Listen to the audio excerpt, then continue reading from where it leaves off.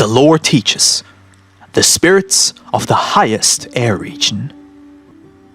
Let us first turn to the uppermost region of the air and see what spiritual beings are at home there and how they rule and reign. In this region there are nothing but perfect spirits, and all such who were formerly physical men on the earthly body. These already enjoy light continually, for not even naturally it becomes completely dark at such a height. But in the spiritual nature there is already a continuous, uninterrupted day.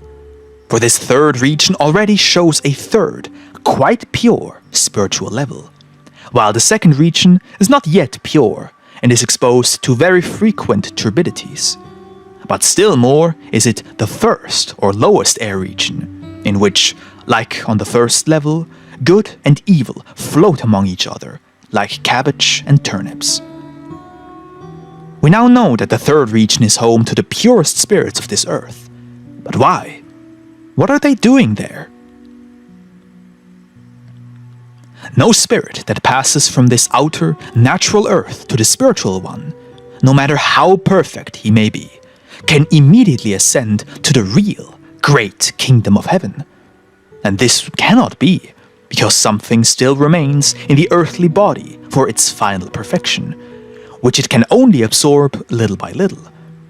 Only when he has absorbed into his being the last remnant of what belonged to him, refined and spiritualized, can he leave this region and enter a real first level of heaven.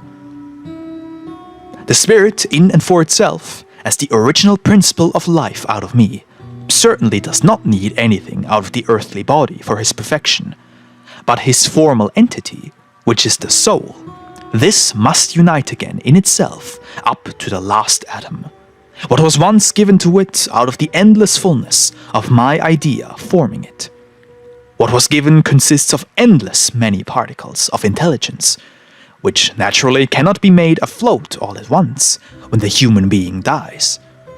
There are parts of his body and specifics which he breathed in and out during his life. Also all wastes of his body, his tears, also other ejections of his body, even his clothes, his building. In short, everything that he has at some time produced and done by his power.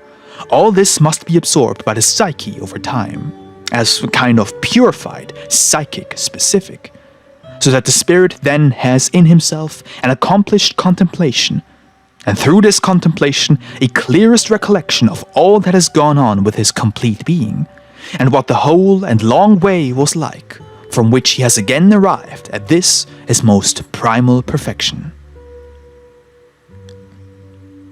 The spirit could not get this kind of special recollection if he had not received in his psychic being everything that originally belonged to his being, and everything that he had acquired on this long circular way. That is why it is said that all the hairs on the head are counted, and only he who walks according to my teaching gathers, but he who acts otherwise scatters. Thus the spirit must wait for a while, until all that is his has been absorbed by his being. But how does the spirit recognize his own? That already lies in the eternal order. As each grass finds exactly its specific out of the endless specific mixture, even more exactly finds the spirit his own. But what does the spirit do in the meantime? He acts according to the laws of love, and thus rules in this region, and causes by his presence and by his loving action that this third air region exists. And for the time being, he settles and arranges the ways for those who come up as newcomers into this region, and assigns them a place and what to do. Then he commands in an edifying manner the already pure spirits in the lower region. And if there is friction and turbidity, he descends together with all of his kind as peacemaker and works there energetically.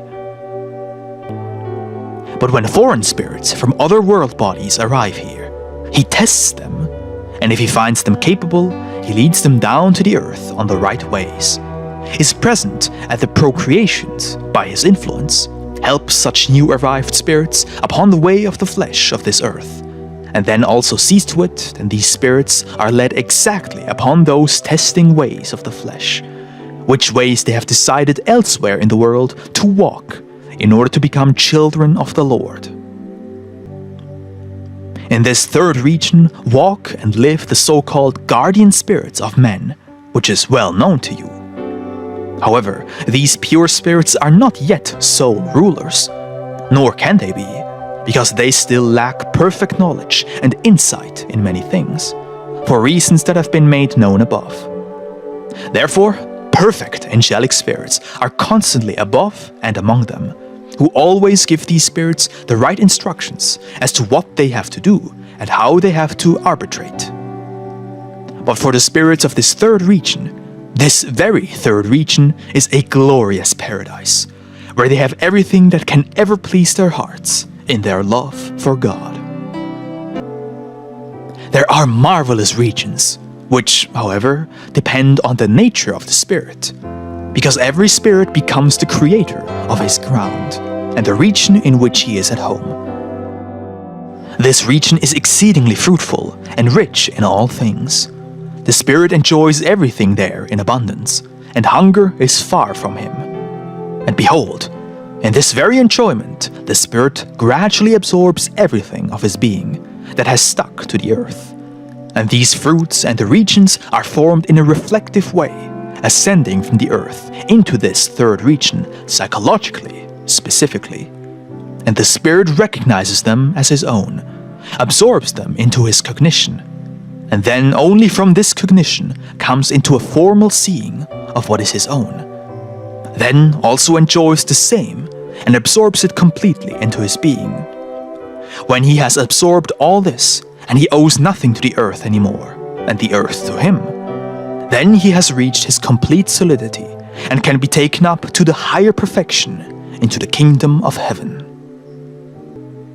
However, there can also be spirits who still have some things belonging to them in other world bodies, for reasons already known to you.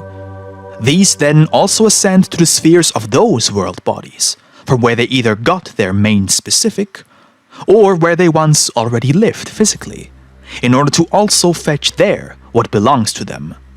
But all this on the way of love, which alone is the attracting principle. And all this must be done by free choice, in which every spirit strives to gather in himself what is mine, then bringing it back to me completely in his great love for me.